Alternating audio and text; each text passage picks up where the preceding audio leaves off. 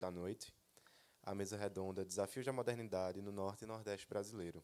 Gostaria de convidar a doutora Germana Rocha, da Universidade Federal da Paraíba, a doutora Beatriz Nogueira, da Universidade Federal do Ceará, e, para a moderação, a doutora Graciete Costa, da Universidade Federal do Ceará.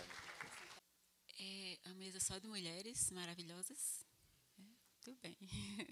Gente, boa noite. Eu gostaria de começar agradecendo, né, pela oportunidade de estar aqui nesse evento maravilhoso e parabenizar a professora Auxília e toda a comissão organizadora do evento, que está muito bacana e que trouxe pessoas de estados diferentes. A gente já percebeu aí que tem um pessoal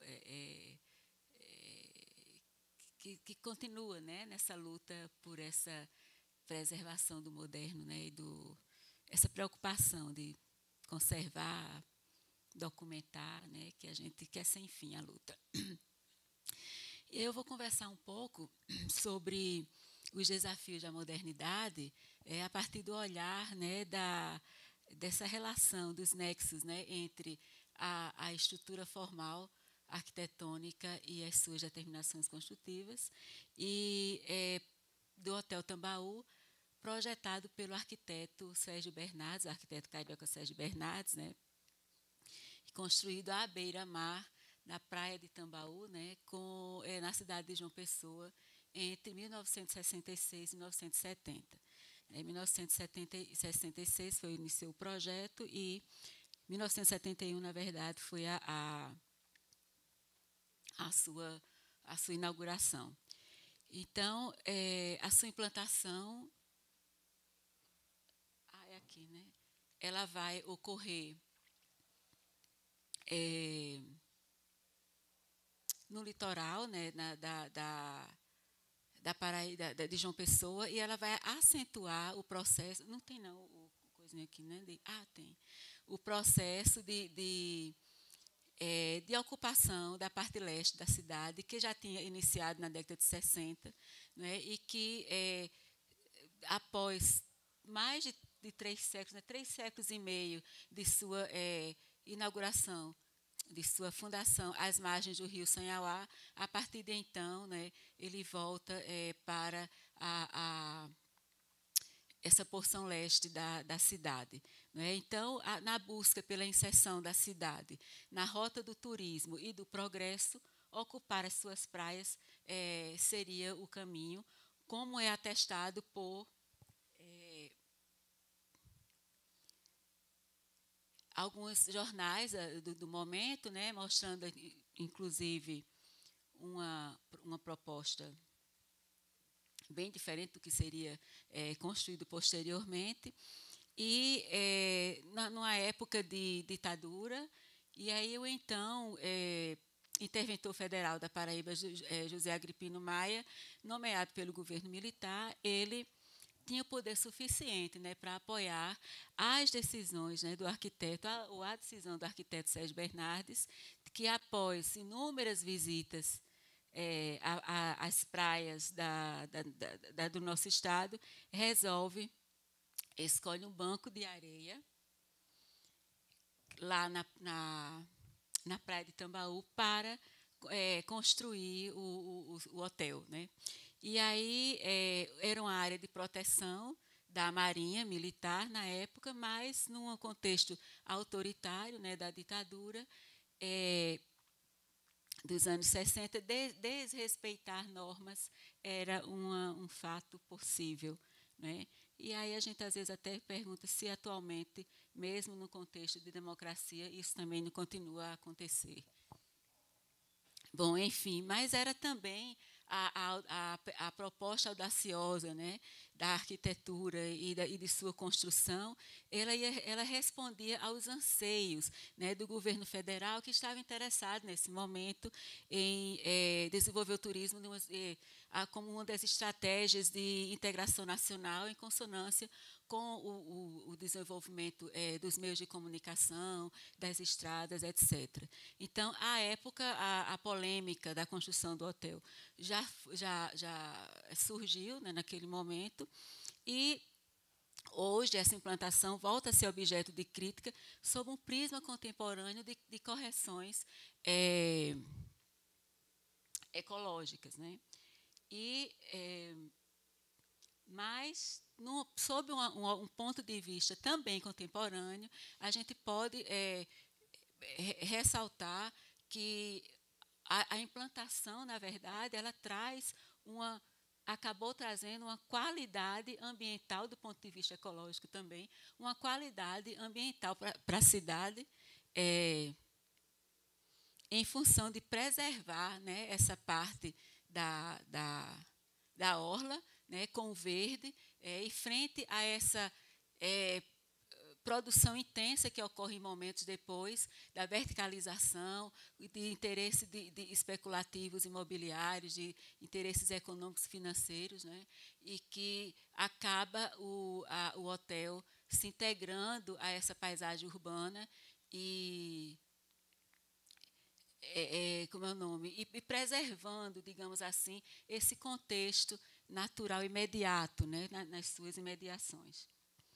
E aí a gente vai trazer como reflexões os desafios da modernidade, né, que é o que a gente está sempre debatendo nos Docomomos, em particular no Nordeste, e a gente faz esses dois questionamentos, essas duas reflexões, digamos assim.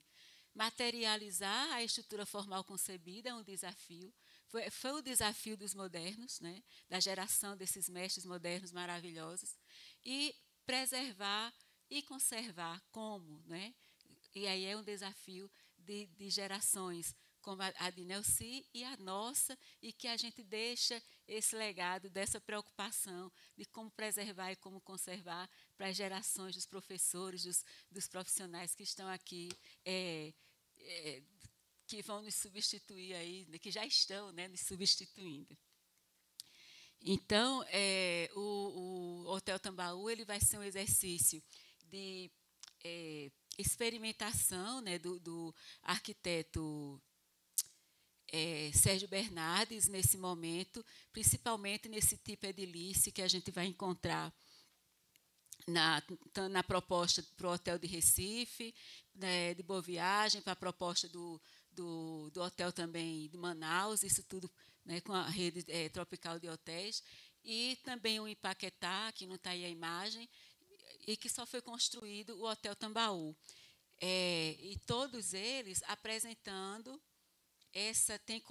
em comum, não é, essa forma circular, essa geometria circular, que se coloca em torno de um núcleo de serviço central, né? É uma proposta semelhante, que vai se materializar a partir das técnicas e dos materiais dos princípios estruturais que permitiam naquele momento, né?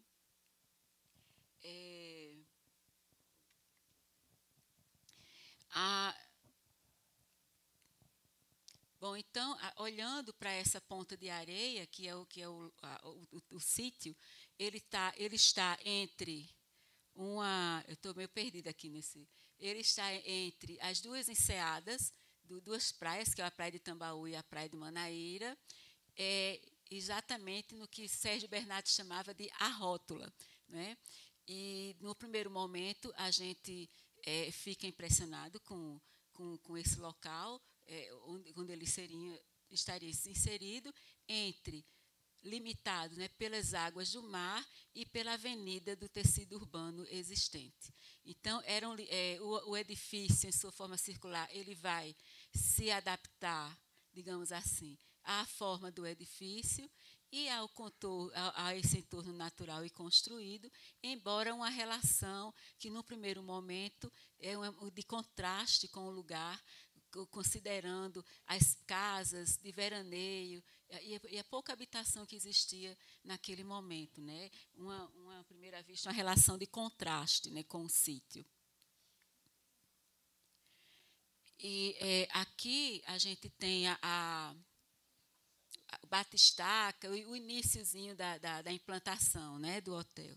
E aí, para a gente refletir um pouco, aquelas questões que a gente colocou no início, a gente vai trazendo entre uma imagem e outra. Então, aqui, para a gente refletir um pouco sobre a precariedade da construção, o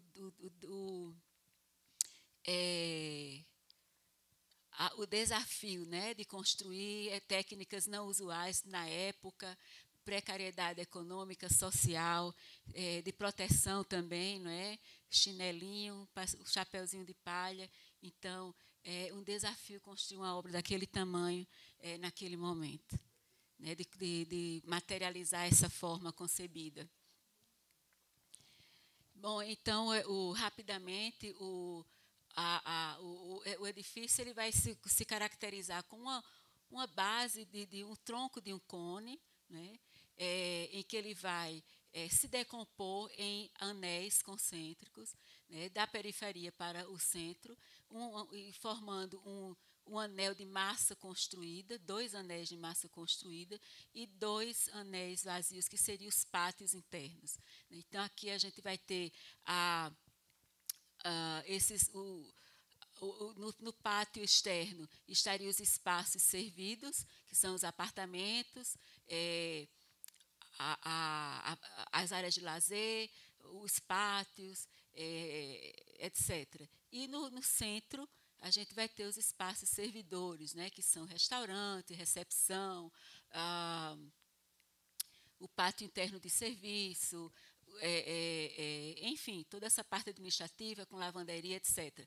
Entretanto, nessa parte aqui, ainda vão ter lojas no pavimento térreo, nesse ponto aqui, né, ele vai ter essa característica de horizontalidade, apesar de ter vários níveis, que vai ser permitida pela cota, por esse desnível que tem o terreno, né, de 5 metros com relação ao nível da beira-mar, digamos assim, das margens do mar.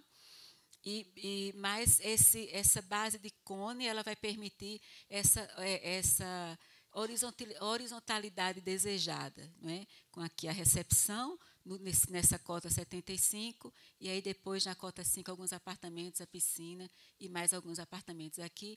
E as lojas, cinema, auditório e serviços que eram colocados aqui, porque não existiam essas coisas em Tambaú naquela época, tanto atendia os hóspedes como também os habitantes da cidade que foram atraídos, né, para cinema, enfim, para todos o equipamento que tinha o próprio hotel, né, chamava muita atenção e era um espaço de visitas, né. Eu estava até conversando com o Vilna para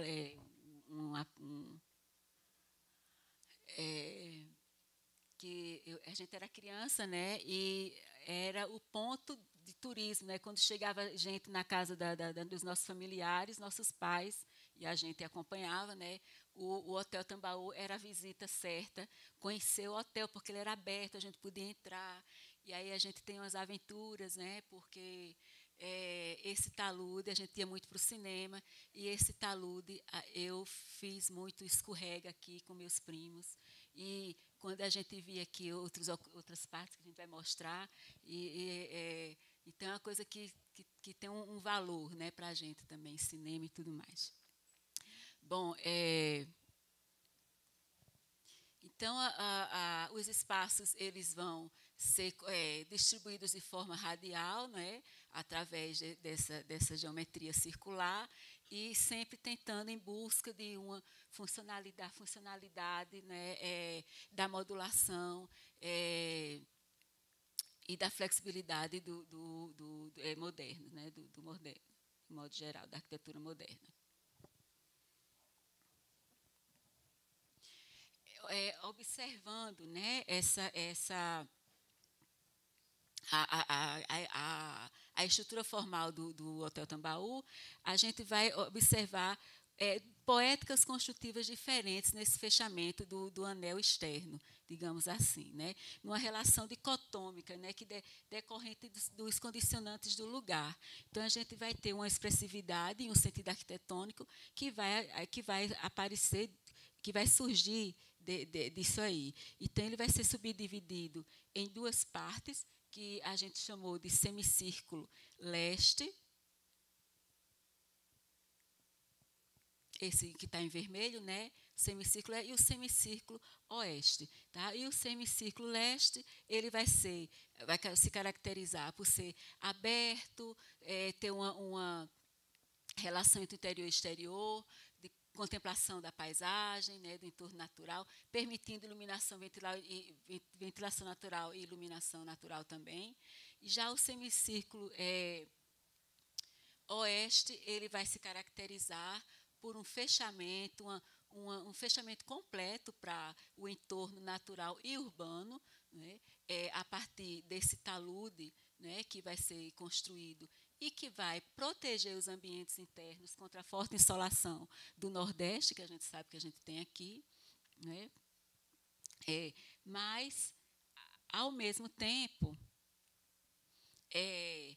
essa laje, né, de concreto que vai ser a estrutura que vai segurar esse talude, ela não toca na cobertura, ela vai ser prolongada pelas vigas que estruturam essa laje aqui, formando aqui esse vazio que é aberto completamente para o exterior, que vai permitir essa iluminação zenital dos ambientes do térreo das lojas e também a iluminação a partir dos elementos vazados da circulação da cota 10,25 dos apartamentos que estavam nessa parte mais alta do hotel. E aí a gente observa na relação de estrutura resistente, né, e a estrutura formal da arquitetura do Hotel Tambaú, que ela vai ser constituída por um princípio estrutural muito simples, né, que é o pilar e viga, né, de concreto armado, de alma cheia, só que nessa porção oeste, né, e com apoio duplo, ele vai inclinar a laje, simplesmente, né? E aí o talude, aqui, ele vai encobrir a estrutura, que a gente não percebe, mas no interior das lojas, a gente conseguia ver essa inclinação. Fiz, Maria, 5 minutos, então vamos embora, rapidinho. E aí a gente tem o quê? Hoje, no momento que eu fui lá fazer o levantamento fotográfico, está tudo na minha mente, as coisas lá, mas na época não tinha o danadinho do celular, né? A gente não tinha essa prática, e também nem imaginava que ia, enfim, uma sala que a gente pode encontrar em qualquer lugar, hotel, né? Menos no Hotel Tambaú, né? Então, assim, como preservar, como conservar os princípios, né, do moderno, dessas obras que são tão interessantes, de repente, deixar pelo menos uma amostra de como era uma sala, de como era uma loja, né, mostrando aquela estrutura inclinada, com concreto aparente, etc. E aí, uma imagem do desafio de materializar, né, de forma ainda artesanal, digamos assim, com a construção em loco, né, e o desafio, né, dos trabalhadores aí totalmente sem proteção, mas nesse esforço de materializar essa obra tão grandiosa. Então a gente tem o talude, que ele vai ter esse caráter mais fechado, mais pesado, mas que ao final ele vai se harmonizar completamente com o entorno natural, o entorno urbano e natural também. Mesmo com relação ao transeunte aqui, é uma coisa que não agredir, então ele vai ter um caráter representacional do afastamento do recuo, do jardim, que não tinha como recuar mais aqui, que a rua já era aqui, então Sérgio Bernardes ele cria esse talude, fazendo alusão a esse recuo ao jardim que deveria existir, que tem esse resultado representacional muito interessante. Então, após essa tectônica que a gente chama do pesado, a gente surpreende quando entra pelo vazio, né, dos pátios, pela luminosidade, por essa relação com o céu, com a natureza, com o verde, que tinha lá fora, vem para aqui também, vários taludes também, né, que dá essa continuidade ao que a gente encontra lá fora, só que de uma maneira mais leve, né, a partir das varandas que são colocadas com vigas de concreto em balanço, a leveza também da madeira e do suporte do metal, desses peitoris, e dessa telha calha em tubo, que é criação do próprio Sérgio, que não existia na época. Ele corta um tubo de eternite e cria essa telha para poder ter a circulação, atender a forma circular, né? Então, é uma leveza que a gente vai observar nas passarelas também, que ligam um bloco ao outro de apartamentos, e também os detalhes inusitados que a gente vai ver ao longo do projeto, que eu não trouxe todos aqui, né, como esse banco, que é peitoril e, ao mesmo tempo, peitoril e banco ao mesmo tempo, de madeira, com todo um detalhe de encaixe, de suporte e tudo mais, né? E também a madeira, o concreto armado, o tijolo aparente, que depois é pintado e aí desconfigura, né? E essa surpresa ela vai até chegar à área das piscinas, e que aí a gente vai contemplar, a partir da piscina, o mar, e que vai ser justamente o anel, vai caracterizar esse anel leste, que vai ser o fechamento de madeira e vidro das esquadrias entre um dos elementos de fechamento desse anel, que traz essa leveza, essa coisa mais luminosa, mais tranquila com relação a quem está dentro, né? O redário, para a contemplação também da praia, e que também é de design do arquiteto Sérgio Bernardes. E essa relação com o mar,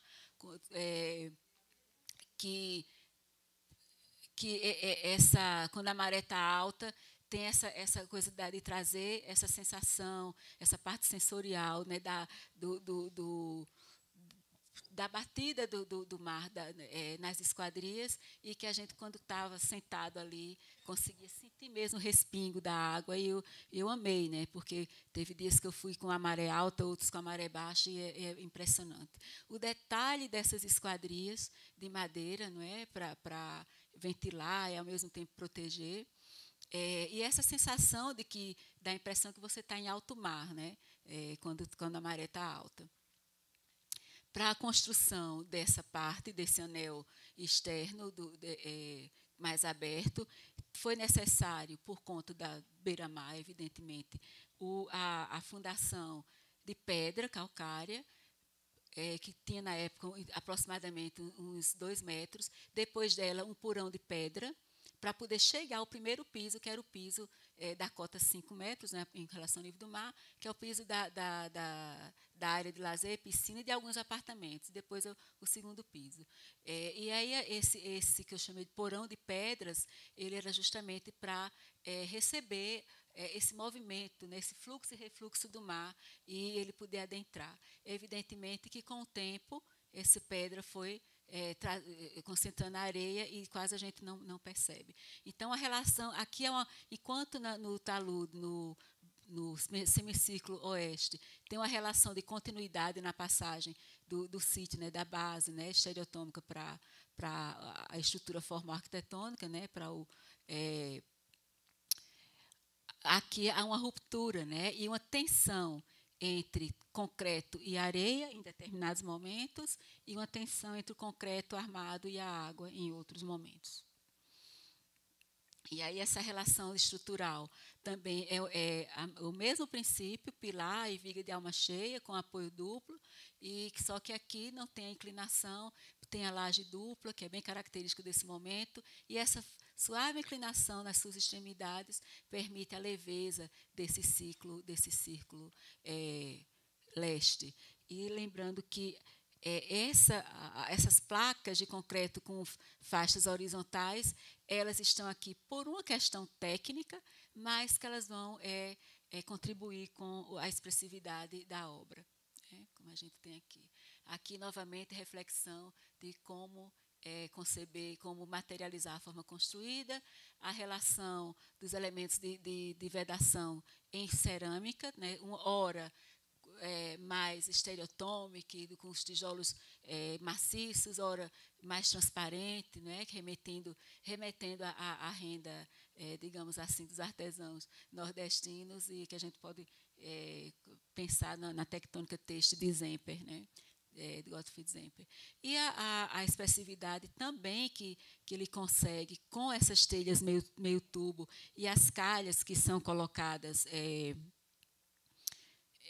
no meio, né, e que vai fazer, que vai demarcar esses círculos, além da torre, que é um contraponto vertical, né, à horizontalidade da obra, e muito usada naquele momento em outras torres de caixa d'água que a gente vê utilizando o concreto e o elemento vazado. Né, e que se torna essa imagem um dos cartões postais de João Pessoa. E aí a gente vê aqui a integração com a paisagem, né? E aí a reflexão, os desafios da modernidade, materializar a estrutura formal concebida, que foi alcançada pelos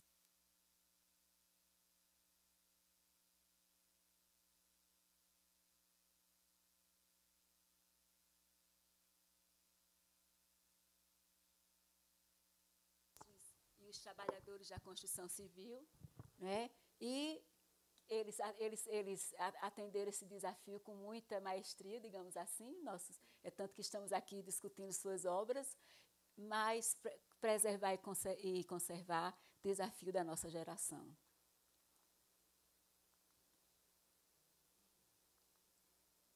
Obrigada.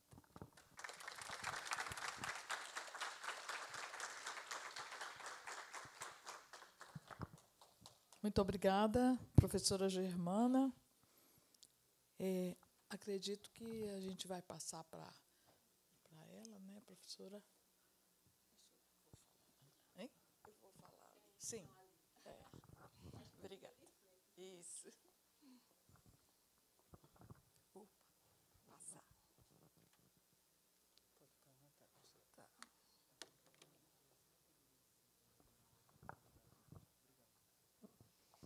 Bom, boa noite a todos.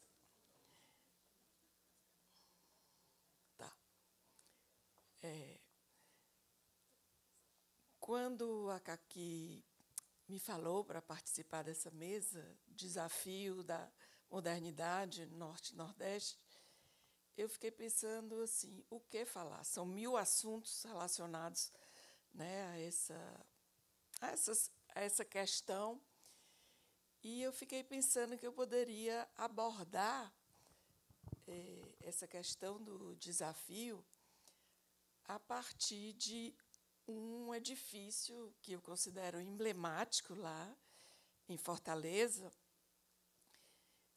que está ameaçado, né? Como tantos outros tantos outros representantes da nossa arquitetura moderna e muitos que já desapareceram. E o que se pode fazer por isso? Então, era no sentido de, né, trazer à luz e para ver as suas qualidades, o seu significado e como é que se pode, né, preservar, conservar, manter essa arquitetura intacta e digna, o que não tem ocorrido ultimamente. É o prédio, é conhecido como o prédio do DAER, né, Departamento Autônomo de Estrada de Rodagem. Foi inaugurado em 1962. Depois ele passou a ser ocupado pela Procuradoria-Geral da Justiça do Ministério Público. Atualmente ainda pertence, mas ele não tem mais essa função. Na verdade, ele está abandonado. Tá? O projeto é desse arquiteto, José Armando Farias. É um dos arquitetos que foi objeto de estudo, de pesquisa, meu e do professor Ricardo Paiva, uma pesquisa que a gente faz sobre a contribuição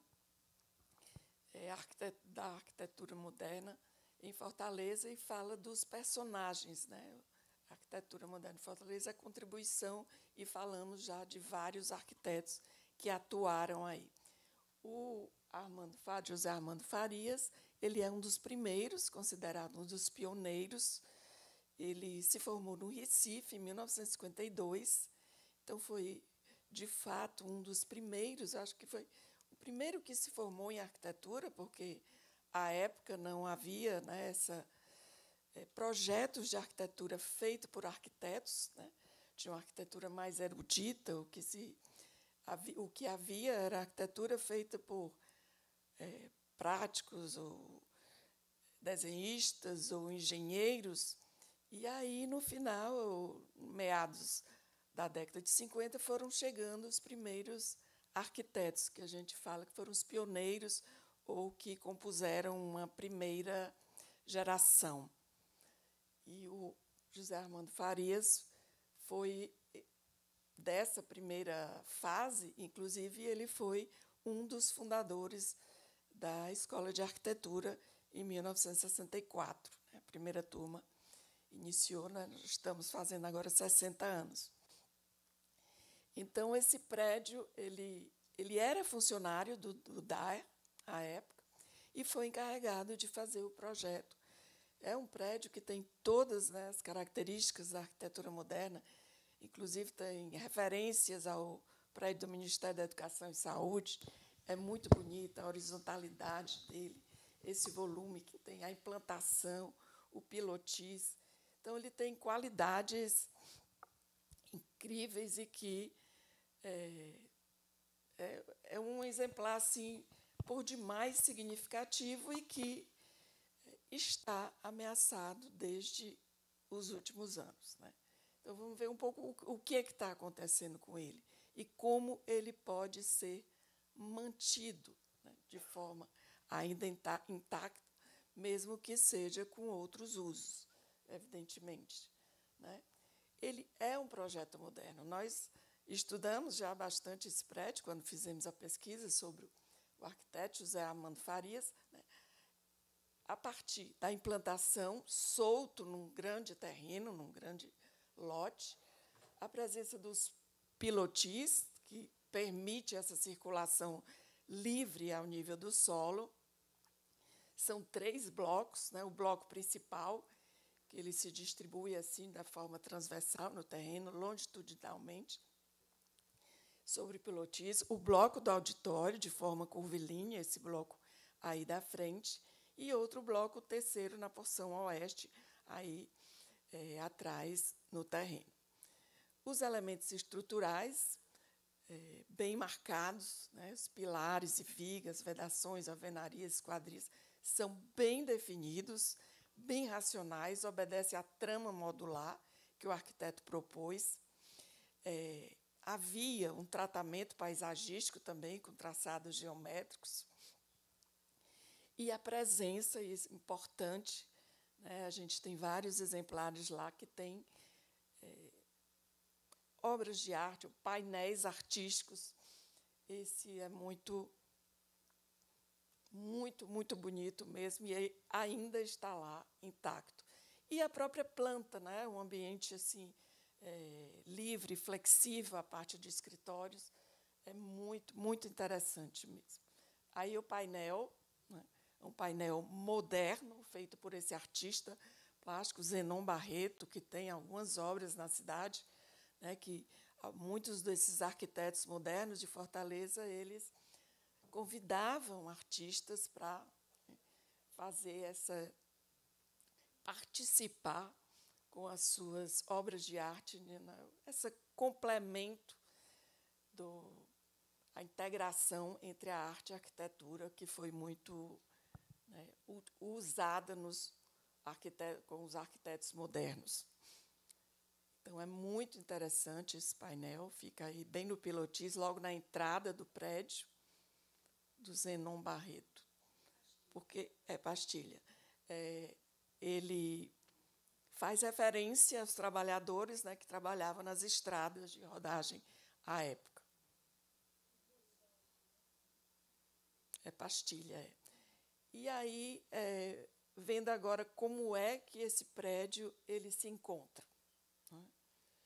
Que depois de todos esses anos, 62 a 2024, são 62 anos, né? 62 a 2024, 62 anos, né? Ele atualmente está desocupado. Como eu falei, ele faz parte da Procuradoria, ele pertence, aliás, à Procuradoria, que fica num prédio vizinho, mas ele é utilizado como? Não, ele não é ocupado, mas ele é utilizado o pilotis como um pátio de estacionamento, ou seja, descaracteriza completamente. O pilotis não é para ser usado como estacionamento, né? O uso totalmente indevido do pilotis, que permitia aquele fluxo livre ali, isso agora é impossível. Foram construídos muros ou... Aqui, não sei se mostra. Não. Essas gradis no limite da quadra, que também descaracteriza, né, a intenção original aí do projeto. O projeto ele está, né, ameaçado de venda. Inclusive, eu já soube de pessoas que moram perto que já souberam que esse prédio iria ser vendido. E o que é que se supõe que vai acontecer? Vai ser demolido e vai ser construído um prédio. Ele fica numa área bem valorizada lá, fica entre o Benfica, que é onde está a universidade, a Faculdade de Arquitetura, e o centro da cidade. Então, é uma área bem valorizada. E, infelizmente, não há nenhuma proteção cultural, né? Nem tombamento, nem registro, chancela. Aliás, já há uma instrução de tombamento, mas nada ainda regulamentado, né? Então, o que se confirma, ele tem valores históricos e artísticos inquestionáveis, né? Se vê aí, mas que ele está ameaçado, seriamente ameaçado. E aí eu trago aí um pouco de exemplos, né, fotos terríveis para nós, que aconteceram recentemente lá em Fortaleza. O que é que ocorre? Essa valorização enorme dos terrenos, provocada pela dinâmica imobiliária, né, pautada pela lógica do mercado, e o que provoca essa perda da arquitetura recente, sobretudo esses edifícios modernos, esses exemplares modernos. Muitos, ou então, eles são, né, descaracterizados ou demolidos. São perdas de edificações assim, que eram exemplares autênticos da arquitetura moderna, que estão desaparecendo. Essa dinâmica imobiliária que se faz presente atualmente tem impactado, e muito, a preservação dessa arquitetura moderna. E daí, né, o que se discute é essa necessidade de documentação e, sobretudo, de conservação e preservação desse rico patrimônio que ainda temos, né? E, evidentemente, né, se constata a carência de salvaguarda legal desse patrimônio moderno pelas instâncias do poder. E a gente percebe a pouca importância que é atribuída a esse legado. E o que se constata também é que esse acervo ele ou está extremamente vulnerável, né? E muito em função, o que eu digo, do desconhecimento do seu valor cultural e histórico. Eu acho que a primeira coisa que se tem que ter é o seu reconhecimento, a sua valorização e depois a sua conservação e preservação. E salvaguarda, claro, entre isso. Então, aqui são alguns exemplos. Tem alguma luzinha aqui ou não? Aqui, né? Isso aqui era um hotel na beira-mar do arquiteto Paulo Cazé, tá? Isso aqui é um exemplar que tinha, chama o SESI da Barra do Ceará, um projeto do... Foi demolido, amarretadas. Esse aqui é do Severiano Porto, na Barra do Ceará, e Eládio Dieste, né, com as suas cascas. Isso aqui é uma casa do Borsoi incrível que tinha lá, linda, linda. Aqui era o antigo Centro de Convenções, projeto do arquiteto Neudson Braga, um dos pioneiros também, né? E aqui é o Residencial Iracema. Também acho que foi falado aqui, são os restos mortais aí. É como você disse, então, é o trator aí que passa e a gente vê, eu registrei aí essas fotos para mostrar o que vem acontecendo. Aí eu selecionei alguns exemplares para a gente ver de perto. Olha a beleza do projeto, a qualidade do projeto de arquitetura e que foi tristemente, né, foi gradativamente sendo demolido. Né? E acabou assim, ficou, e hoje vai ser, começou a construção de um desses superprédios lá, faixa de 50 andares. Isso em plena beira-mar. Né? Aqui, essa casa, que eu inclusive falei lá no Documum Ceará, lembra? E era um exemplar belíssimo do Borsoi, né, com paisagismo do Burle Marx, com esculturas também aí, tinha toda assim, essa integração das artes.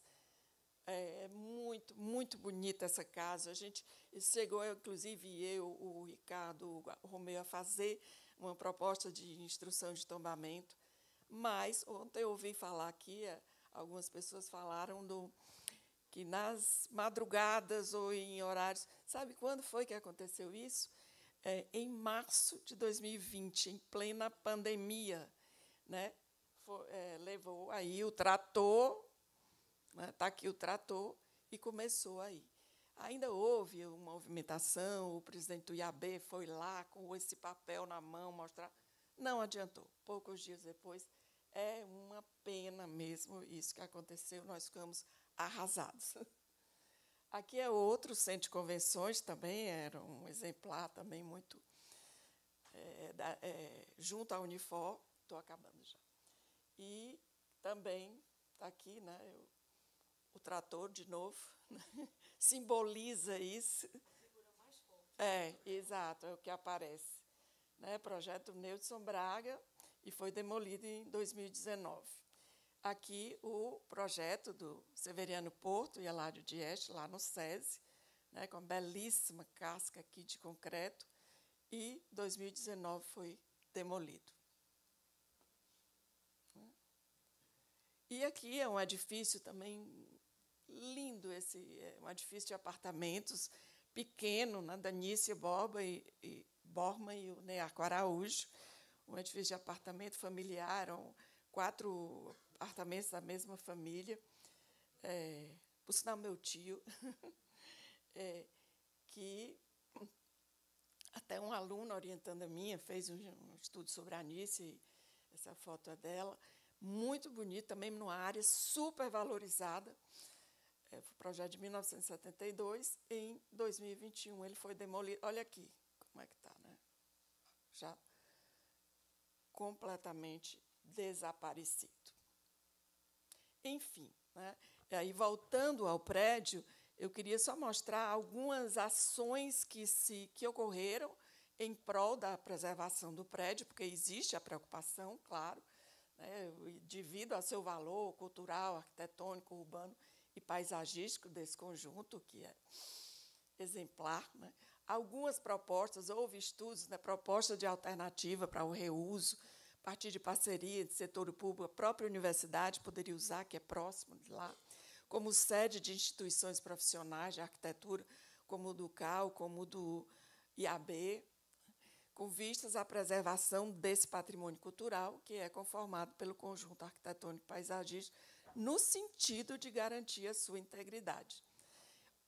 O professor Romeu Duarte, nosso colega lá, ele elaborou uma instrução de tombamento, né, a nível estadual. Isso foi em julho de 2019, foi protocolado em 2020, mas até agora nada aconteceu.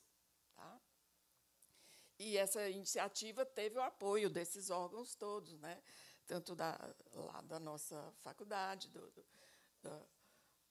do nosso curso de Arquitetura e Urbanismo, agora Instituto, do CAU, do IAB, né? Dos nossos ateliês de patrimônio, local, laboratório de crítica arquitetônica. Então, isso é algo que se está vendo aí e que, qualquer hora, a gente pode ter esse susto. Mas essas ações todas, essa vontade, esse desejo, não assegura a integridade do conjunto e há, sim, o risco de demolição. E, através dele, quer dizer, eu quis trazer esse prédio como um símbolo, né, da gravidade da ameaça ao nosso patrimônio moderno diante das dinâmicas imobiliárias da cidade, que é o que tem acontecido. Né? Aqui são os documentos relativos a essa instrução. Né? Aqui ele encaminhando, tem todo o formulário, com todo, aqui o CAU ratificando aí o apoio. E, afim, né, só concluindo, é que há, de fato, essa ameaça, né, a todo esse acervo moderno de enorme valor que ainda existe, e a constatação da importância da preservação e de toda a produção da arquitetura moderna, né, de grande interesse arquitetônico, que merece destaque e que constitui importante e significativo acervo que deve ser preservado.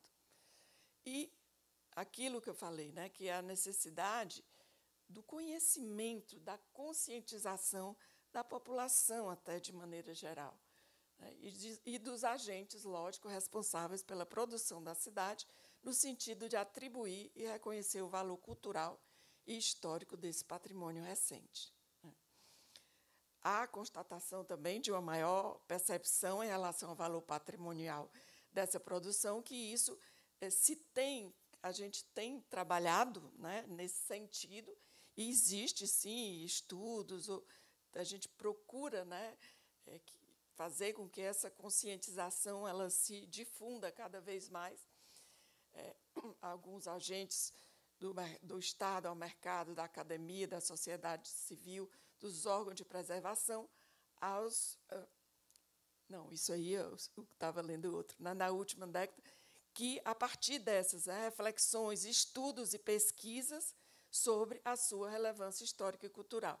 Então, aí eu afirmo esse compromisso dos arquitetos, dos estudantes, dos pesquisadores e a necessária participação dos agentes do Estado, do mercado, da academia, da sociedade civil, dos órgãos de preservação, até os proprietários desses bens que, muitas vezes, não enxergam isso, ou seja, vendem também, porque.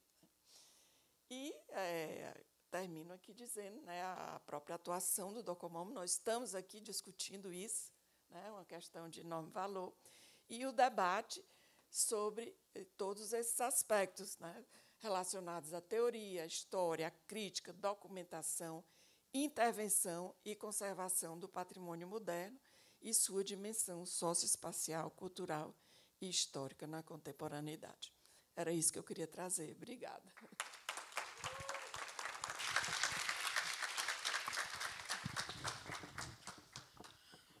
Obrigada, professora Beatriz. Pessoal, é o seguinte, devido ao adiantado da hora, nós não vamos fazer perguntas. Não sei se a professora Caqui tem alguma... não, pergunta não. Se ela tem alguma coisa em contrário. Mas as professoras, professora Germana, amiga de longa data também, e professora Beatriz, fizeram aí a exposição, né, da situação triste do nosso patrimônio. E como nós já estamos adiantados da nossa hora e já estamos com o nosso tempo bem já, eu não quis acelerar as professoras, eu deixei elas falarem, né? Mas agora eu peço licença para vocês para a gente não fazer perguntas, né? Não sei se vocês concordam, mas é porque o adiantado da hora não permite mais que a gente prolongue mais ainda a nossa noite, que hoje o nosso dia foi intenso, né? Então, assim, eu agradeço a todos a participação e dou por encerrada essa mesa, agradecendo a todos pela atenção. Obrigada.